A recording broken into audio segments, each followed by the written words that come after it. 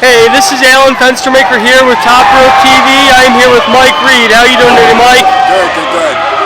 Yeah, how was your match tonight? Could have been better. I didn't win. I had a diaper put on my head. Okay. And spit put in my face. So, and it's cold out. So. I got you. Now, how long you been wrestling for? 20 years. Nice. Can you tell me some of the highlights of your career and promotions you wrestled for? So, my first year in, I faced Kurt Angle on Smackdown. That was a good start. Went to Europe in my second year, the month European tour. Did a tryout for OVW, which was the training facility for WWE at the time.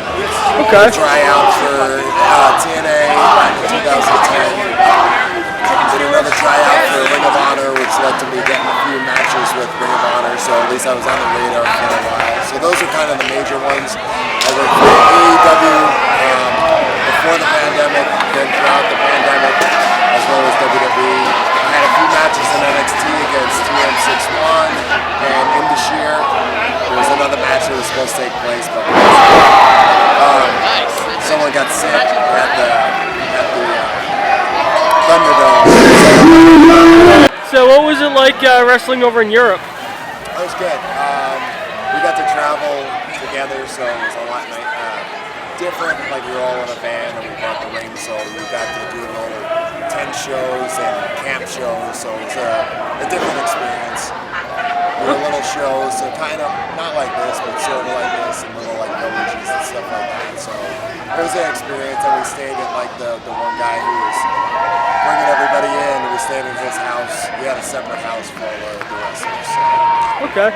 Now, how would you say wrestling in Europe is different than in the United States?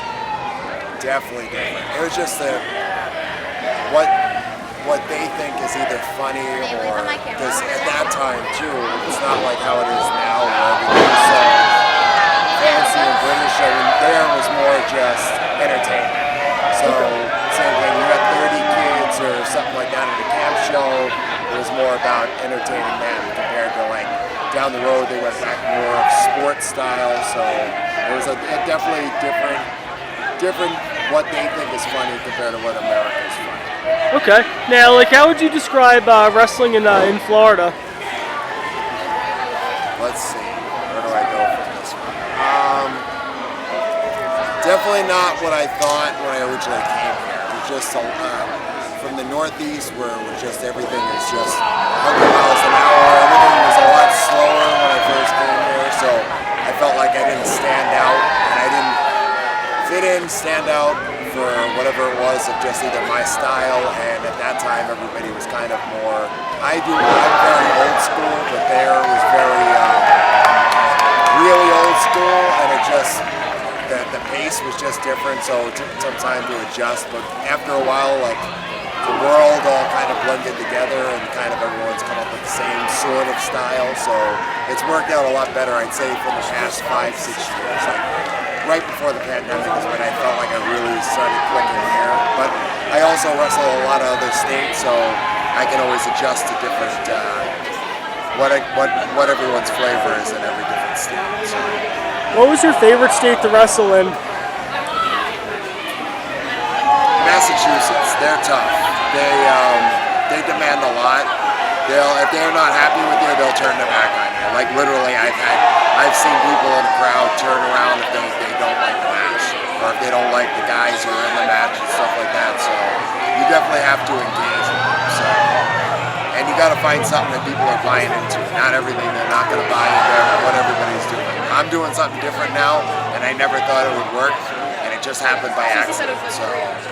Okay, now, like, what are some of the challenges that you encounter when you're training to become a wrestler? I'm sorry? The challenges.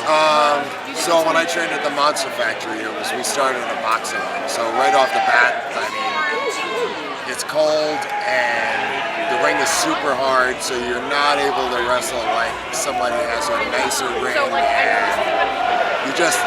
the bumps and bruises were a lot harder, they're a lot more difficult, so right off the bat, you tested your toughness. You just had to learn how to be tougher, be more of there was a ceiling that was really low, so you couldn't do anything off the top rope. So you knew that you were going to be very ground-based.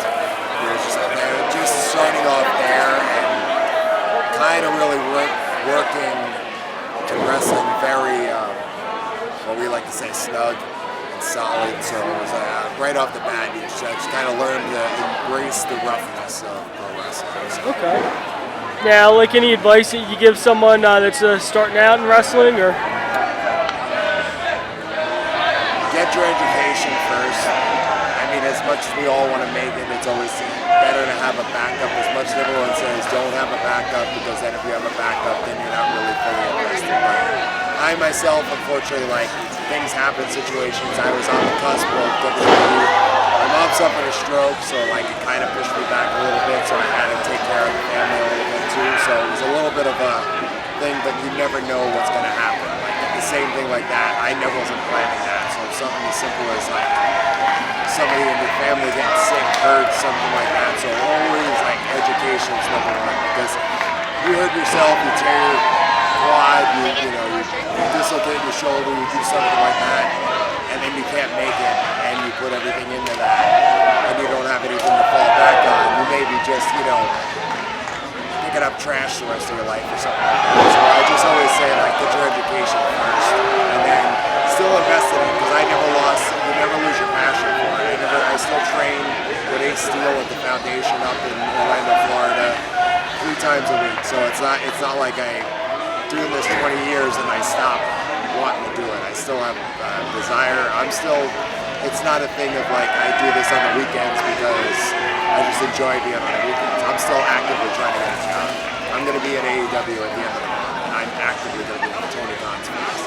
I have enough friends in this business. It's just the opportunities haven't presented themselves at the right time at the right place. Now, do you do anything besides wrestle for a job, or? Just wait on tables.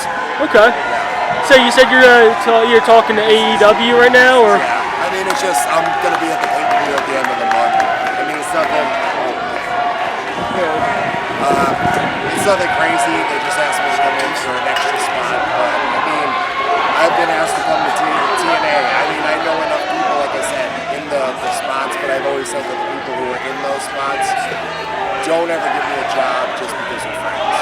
I don't want to have it to me. If I haven't earned it, I don't want it. As much as it's like there's hundreds of thousands of dollars to millions of dollars, like I have friends right now who are making 7 figures in WWE. But not once have I picked up the phone and said, hey, get me a job. As some people will go, hey, give me a job, hey, every 2 seconds. Like, first time I got WWE or AEW, people are hitting me up going, hey, what do I got to do? I'm not like that. If I can't find my own way, I don't want to make it. It's just, whether it's a stubborn way to think about it, I'd rather just make it the way I'm going to make it. And now it forces me to now think in what ways I can get over in this business. And I found something that, like, on dumb luck, and it's working for me. So it's like, if I had went there and failed, I probably would have been more aggravated and more annoyed with my friends because I expected them to get me a job, and then maybe I put them in a weird spot. Okay. Now, anything you'd like to plug or add or anything at all, or? No, I don't have anything coming up. I mean, I have matches coming up. I have one in Delaware next week, one CW. Tomorrow I'm here in CCW. Like I said, I got AEW at the end of the month. And that's basically what I have for the time being. So. Now, with all the traveling you do you have any interesting road stories at all, or?